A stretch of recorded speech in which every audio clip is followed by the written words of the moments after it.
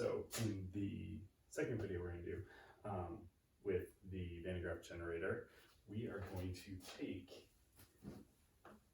a strip of hair. Okay.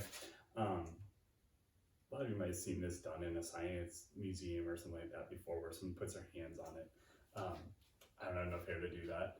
I'm not putting my kids on here, but we're going to test it out here with this fake hair. So again, that dome is getting the massive positive charge. It's going to pull electrons into it through these things right here, through those streamers. Okay, and then they're going to lose electrons, so they're going to start to become positively charged. When they become positively charged, they're going to get repelled by that positively charged dome. So when we turn this on, we'll see these streamers start to float up into the air. Now, give them a little help, just because they're a little bit stuck to the dome initially, okay? But then they end up flying as high up as they can, but they're also separating from each other because they're all positively charged.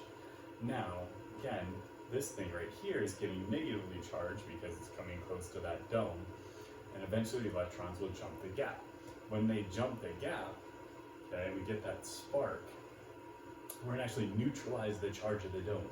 So when we neutralize the charge of the dome, well, the dome's no longer positive temporarily because it got the electrons it needed to neutralize itself.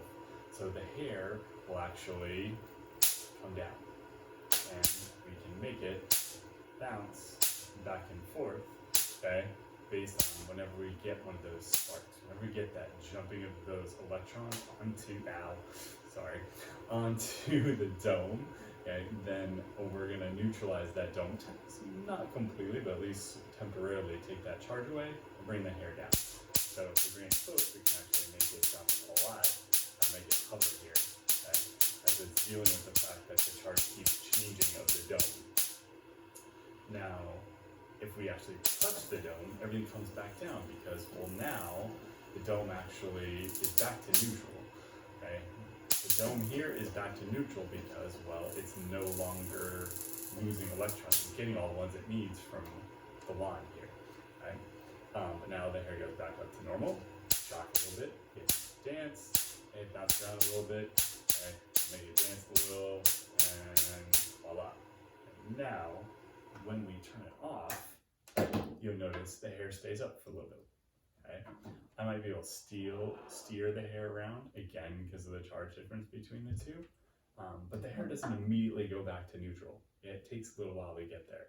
Everything's still a bit positively charged because it's slowly bringing electrons in from the air to balance itself back out again, get back to that electrically neutral state that it wants to be at. So this will just kind of hover here for a while. It's kind of making its way down, but as soon as I touch the dome, boom, everything goes back to neutral, everything collapses back down, no more electrostatic forces anymore.